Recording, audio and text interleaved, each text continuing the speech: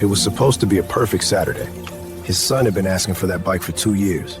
He saved 4 months to buy it. Then the officer crossed the lawn. He walked past every other child in that park, straight to him. Where'd you get that? My daddy got it for me. Hashtag racist cop accuses 6-year-old of stealing a bike. Didn't know his dad was the police chief. Officer Dale Ferris, badge number 1174 of the Maplewood City Police Department, was on patrol through the Sycamore Park neighborhood on a Sunday afternoon when he spotted 6-year-old Jalen Washington riding a red bicycle on the sidewalk in front of 4412 Birchwood Lane. Jalen was wearing a blue helmet, a yellow t-shirt, and light-up sneakers that flashed with every push of the pedals. He was riding the bicycle his father had assembled the previous Christmas morning, whose serial number was registered in his father's name, whose bright red paint had a small Lightning McQueen sticker on the left handlebar that Jalen had applied himself on the day he received it, and whose training wheels had been removed exactly 3 weeks earlier after 17 consecutive evenings of practice in the family driveway. Ferris pulled his patrol car to the curb, stepped out, approached the 6-year-old on the sidewalk, told him to get off the bicycle, told him that the bicycle had been reported stolen and that he needed to know where Jalen had gotten it, told him that he was going to have to call his parents to come explain the situation. And when Jalen, who was 6 years old and had just been stopped by a uniformed police officer and told his Christmas bicycle might be stolen, started crying and said his daddy gave it to him, Ferris told him that lots of kids said that and that it didn't make it true.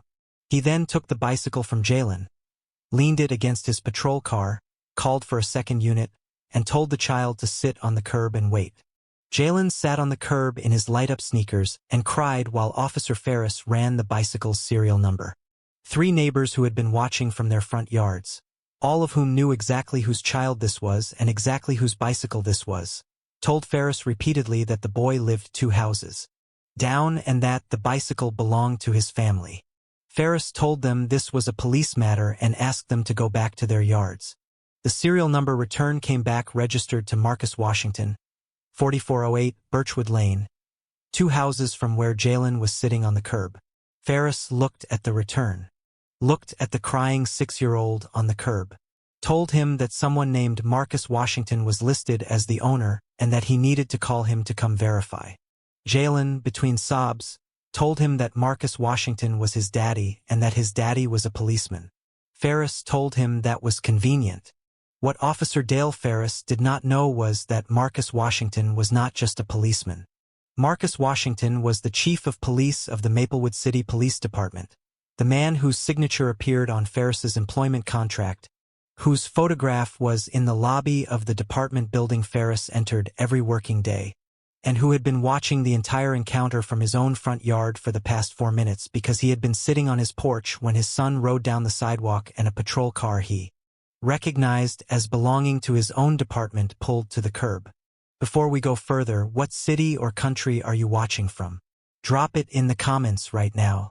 We love seeing where our community is watching from. If you believe a 6-year-old on a registered bicycle with a Lightning McQueen sticker and light-up sneakers should never spend 11 minutes sitting on a curb being told his Christmas present might be stolen, then like this video and subscribe. Because what Officer Dale Ferris started on that sidewalk on Birchwood Lane on a Sunday afternoon is the story of what happens when bias has been so unchallenged for so long that it doesn't even pause. In front of a crying child on a residential street 2 houses from his own home.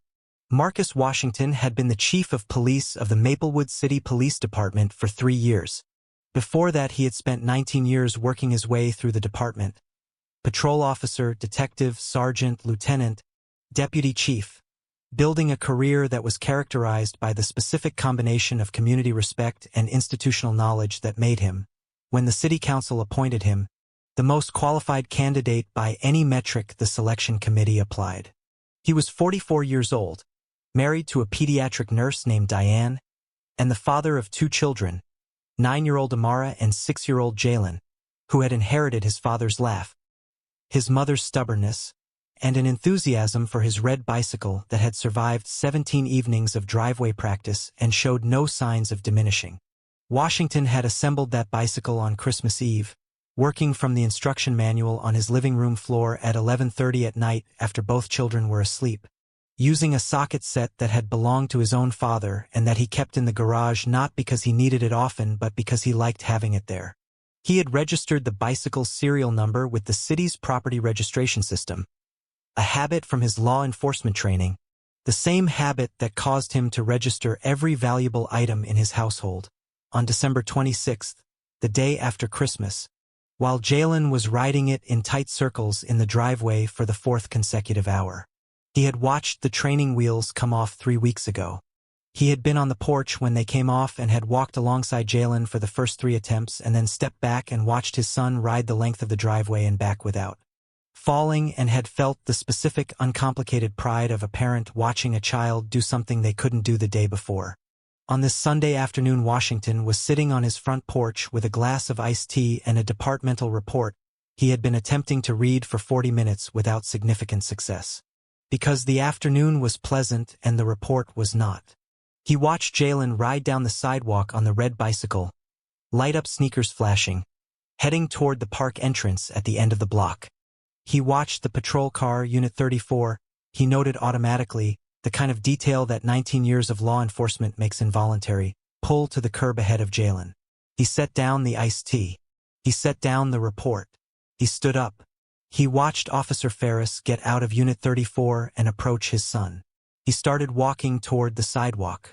Officer Dale Ferris had been with the Maplewood City Police Department for 6 years. His personnel file contained 11 complaints. 8 filed by black residents of the department's 2nd District, which covered the Sycamore Park neighborhood and its surrounding blocks. Unlawful stop allegations. 1 harassment complaint filed by a black homeowner who had been asked 3 times in 1 month to prove she lived in the house she was entering, and 2 complaints from black parents who had reported Ferris questioning their children about items the children were carrying or riding in the Sycamore Park area. Both parental complaints had been reviewed by the department's HR office and closed as unsubstantiated. The reviewing officer on both complaints had written in his notes that children in the area had been involved in several bicycle thefts in the preceding months and that officer attention to juvenile activity in the neighborhood was consistent with community policing priorities. Neither complaint had been forwarded to Deputy Chief Washington, who had been deputy chief at the time and whose portfolio included community relations. There was no policy requiring it. Nobody had thought to create one. When Ferris saw Jalen on the red bicycle, he did not see a child in a helmet and light-up sneakers riding on the sidewalk of a residential street on a Sunday afternoon. He saw a black child on an expensive bicycle in a neighborhood where bicycle thefts had been reported. Thefts that, the case files would show, had all involved bicycles taken from unfenced front yards and had not involved a child riding on a sidewalk in a helmet at any point in any report. The distinction between those 2 scenarios had not registered in Ferris's assessment.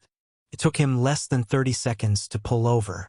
He approached Jalen from the front, and Jalen braked because a police officer was standing in the path of his bicycle, and his 6 years of life experience had produced sufficient information about police officers to understand that you did not ride your bicycle through one. "Get off the bike," Ferris said. Jalen put his feet down and looked up at Ferris with the wide-eyed uncertainty of a child who has not yet done anything wrong and cannot yet explain why a police officer is talking to him. "Where did you get this bicycle?" Ferris asked. "My daddy gave it to me," Jalen said. "For Christmas." "What's your name?" "Jalen." "Jalen what?" "Jalen Washington." Ferris looked at the bicycle. Red paint. Lightning McQueen sticker on the left handlebar. Bell on the right. Small scuff on the front fender from an incident with the garage door frame that Jalen's parents knew about and Jalen had disclosed voluntarily approximately 3 minutes after it occurred. "This bicycle has been reported stolen," Ferris said. Jalen's face changed. The uncertainty became something more distressed. "No, it hasn't. My daddy gave it to me." "A lot of kids say that," Ferris said. Mrs. Okonkwo, who lived at 4410 and had been gardening in her front yard, straightened up and looked at the sidewalk. "Officer, that's Jalen Washington. He lives right there." She pointed at 4408. "That's his bicycle. His father bought it for him." "Ma'am, I need you to let me handle this," Ferris said. "Mr. and Mrs. Chun from 4414 had come to their porch. "We know that child. Mr. Chun said. He lives on this block. That bike is his. Sir, please stay on your property, Ferris said. He took the bicycle from Jalen's hands. Jalen let go because he was 6 and an officer was taking it, and the combination of those two facts had produced a paralysis that his father was currently crossing the front yard to address. Ferris leaned the bicycle against his patrol car and told Jalen to sit on the curb. Jalen sat on the curb. His light-up sneakers flashed twice as he sat down and then went still. He pulled his knees to his chest and started to cry. Mrs. Okonkwo said, from her yard, in a voice that had stopped being diplomatic, "That child is 6 years old, and you are making him sit on the curb in front of his own home. Ma'am. His father is going to be here in about 30 seconds, Mrs. Okonkwo said, and you are going to want to think about what you say to him."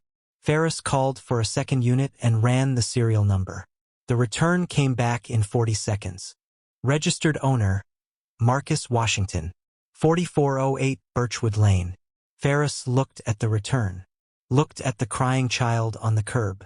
2 houses away from 4408. Is your father Marcus Washington? Ferris asked. Jalen nodded without looking up. He's a police officer? He's the police chief, Jalen said, with the specific matter-of-fact certainty of a child stating a fact about the world that has been true for his entire life and seems obvious. Ferris processed that sentence for approximately 3 seconds. Then he looked up and saw Marcus Washington crossing the sidewalk toward him. Washington had covered the distance from his porch to the patrol car in the time it took Ferris to run the serial number. He had watched the entire sequence, the stop, the bicycle removal, his son being directed to the curb, his son crying on the curb, from a distance of approximately 60 feet, closing to 30, then to 15, then to the distance at which Ferris looked up and saw him.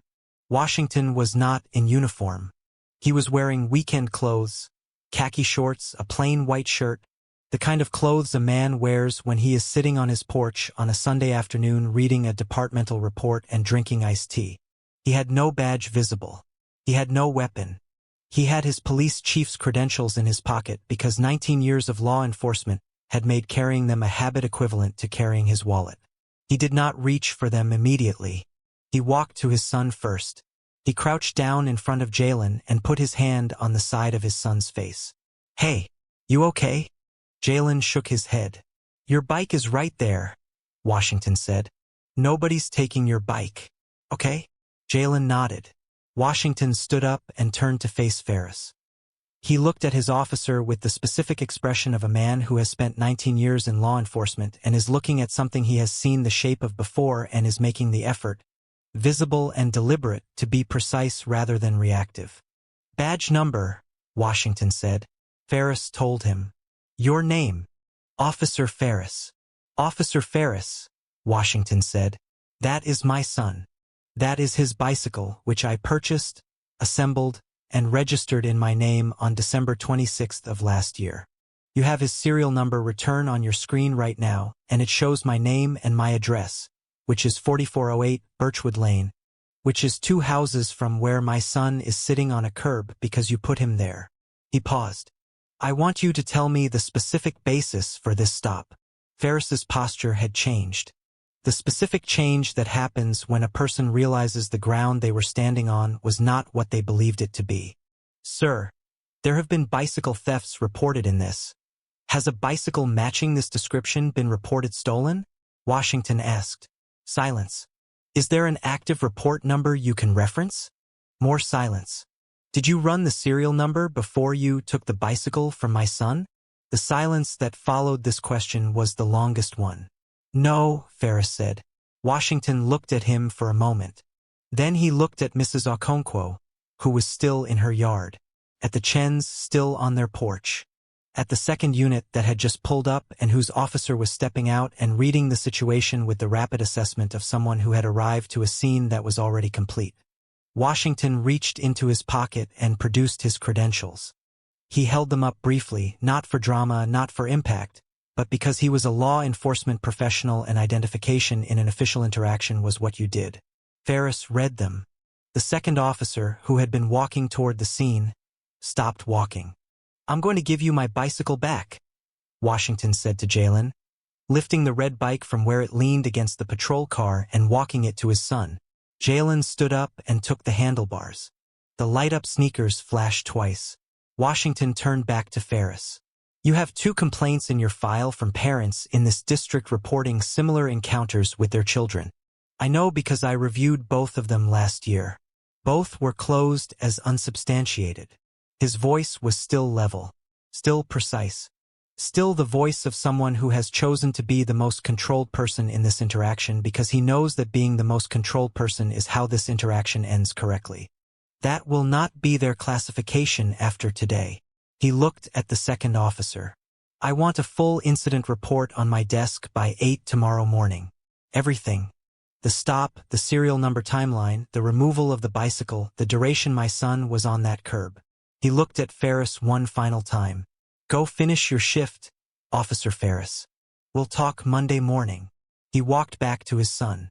They walked together toward 4408. The police chief of Maplewood City and his 6-year-old, the light-up sneakers flashing with every step, the red bicycle between them. Behind them, Officer Dale Ferris stood on the sidewalk on Birchwood Lane understanding, in the specific complete way that understanding arrives when it is too late to be useful, exactly what he had just done.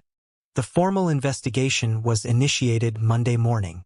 Washington recused himself from the oversight of the specific disciplinary process and appointed his deputy chief to lead it, understanding that the integrity of the outcome required distance from the person most personally affected by what the outcome addressed. He filed a formal civil rights complaint against Ferris personally and against the department's complaint review process, against himself, in his institutional capacity, with the State Law Enforcement Oversight Board, because 19 years of law enforcement had given him the specific understanding that accountability had to be applied to the system and not just the individual, or it accomplished nothing permanent. The investigation examined all 11 complaints in Ferris's file simultaneously. The pattern was unambiguous in a way that 6 years of individual complaint reviews had not required anyone to see. 8 complaints from Black residents. 2 from Black parents about Ferris's interactions with their children in the Sycamore Park area. The reviewing officer's notation on both parental complaints, that officer attention to juvenile activity was consistent with community policing priorities, was examined in the context of the case. Files for the bicycle thefts those complaints had been linked to. None of the bicycle theft case files described a scenario matching the circumstances of either parental complaint. The reviewer had accepted a justification that the underlying case files did not support. Whether that was negligence or something else, the investigation's report did not conclude. It noted the discrepancy and left the characterization to the Oversight Board. Washington also commissioned an independent audit of all juvenile stops made in the 2nd District over the previous 4 years. The audit, conducted by a university criminology department under contract, examined stop records, case file justifications, and demographic data. Its findings were released publicly 3 months after the Birchwood Lane incident. Over 4 years, juvenile stops in the 2nd District, which served a predominantly Black residential population, were conducted at a rate 4.3 times higher than juvenile stops in the 3rd District, which served a comparable economic demographic with a predominantly white residential population. The gap was not explained by the crime rate data for either district. It was not explained by the call volume data. It was not explained by anything in the available records except the demographic composition of the populations being patrolled. The report was 47 pages. Washington released it in full without redaction, at a press conference at which he stood at a podium in his chief's uniform and said the sentence that every major news outlet carried in its headline. This department produced this data on my watch, and I am responsible for not having looked for it sooner. Ferris was terminated 4 months after the investigation concluded. He lost his position after 6 years. His certification was suspended pending a state oversight board review that ultimately revoked it permanently based on the pattern of documented complaints and the specific conduct on Birchwood Lane. The revocation meant he could not serve as a law enforcement officer in the state. The Birchwood Lane incident had been covered nationally. The image of a 6-year-old in light-up sneakers sitting on a curb outside his own home while an officer ran a serial number on his Christmas bicycle had circulated widely enough that his name was searchable in a way that made law enforcement positions in other states equally unavailable. He was 31 years old at termination. He worked in retail for a year and a half before finding a position in warehouse logistics. The investigation report and the certification revocation were in the public record. They would remain there. The two parents whose complaints had been closed as unsubstantiated were contacted by the city's legal office and offered a formal written apology and a review of their complaints under the revised standards. Both accepted. Both complaints were reclassified. One parent, a woman named Denise Carroll, whose 9-year-old son had been stopped twice in 14 months while riding his bicycle in Sycamore Park, met with Washington personally. He listened to her for 40 minutes. He did not offer explanations for why the complaints had been closed. He offered the audit findings, the revised review standards, and the direct line to the deputy chief's office that would now be the first point of contact for any parent whose child experienced a stop in the 2nd District. She told him that was a start. He told her she was right. The City Council passed the Juvenile Interaction Standards Act 6 months after Washington's press conference. The legislation, which Washington had drafted in consultation with community organizations, civil rights attorneys, and the University Criminology Department that had conducted the audit, required officers to document specific case file justifications before initiating any stop of a minor, required serial number verification to be completed before any property was removed from a minor's possession, and required all juvenile stop records to be reviewed quarterly against demographic data and case file justifications by an independent civilian board.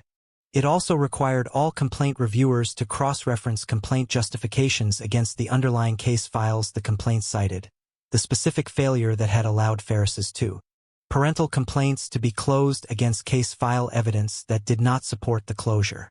Washington testified before the state legislature in support of a statewide version of the act 8 months later. He brought the audit with him. He brought the Birchwood Lane incident report with him. He brought a photograph, with Jalen's permission, explained to a 6-year-old as Daddy needs to show some people why this matters, of a red bicycle with a Lightning McQueen sticker on the left handlebar. The statewide act passed 14 months after Birchwood Lane with bipartisan support. Jalen Washington turned 4 months after the incident. His light-up sneakers had been replaced with a new pair, the old ones having been retired after one of the lights stopped working in the right sneaker. The red bicycle was still red. The Lightning McQueen sticker was still on the left handlebar, slightly more worn than before but entirely intact. The training wheels had been off for 7 months and showed no signs of going back on. He rode his bicycle on the sidewalk on Birchwood Lane on Sunday afternoons. He still rode past 4412, past 4410, where Mrs. Okonkwo sometimes waved from her garden, past 4414, where Mr. and Mrs. Chun occasionally sat on their porch. He knew all of their names now, because after Birchwood Lane his father had made a point of walking the block with him and introducing him formally to every neighbor they passed, which Jalen had found slightly embarrassing and which he would understand the full significance of later. Marcus Washington still sat on the porch on Sunday afternoons when the weather permitted. He still had the iced tea. He still had the departmental reports, which had not become more interesting since the previous year but which he continued to read because the work continued and the work was his, and he had chosen it with full knowledge of what that choice required. He watched his son ride down the sidewalk. He watched the light-up sneakers flash. He watched Jalen wave at Mrs. Okonkwo and Mrs. Okonkwo wave back. He picked up his iced tea. He watched the street. No patrol car pulled to the curb. The lesson is small enough to fit on a sidewalk on Birchwood Lane. A child rode his bicycle. A registered, documented Christmas morning bicycle with a sticker he put there himself and sneakers that lit up with every push of the pedals. An officer stopped him because of what he looked like and where he was doing it. 3 neighbors told the officer who the child was. The serial number told the officer who owned the bicycle. The child told the officer what his father did for a living. None of it changed what the officer was already doing. 11 complaints. 6 years. 8 black residents. 2 black parents. 0 pattern reviews. until the serial number came back to an address 2 houses away, and the man walking across the front yard was the chief of police, and the report was on his desk Monday morning. No financial settlement. No federal lawsuit. The accountability came from inside the institution, applied by the person most responsible for the institution, beginning with the sentence. This department produced this data on my watch, and I am responsible for not having looked for it sooner. A statewide act. A university audit. A revised complaint review standard. A direct line to the deputy chief's office for every parent in the 2nd district. And a red bicycle, still red, still with the sticker, still ridden on Sunday afternoons on Birchwood Lane by a 7-year-old in light-up sneakers who knows all of his neighbors' names. If you believe that a 6-year-old in a helmet on a registered bicycle on a residential sidewalk should never spend 11 minutes on a curb while an officer runs a serial number he could have run before taking the bicycle, share this story with everyone who needs to understand what unchecked bias looks like when it runs out of explanations 2 houses from the registered owner's front door.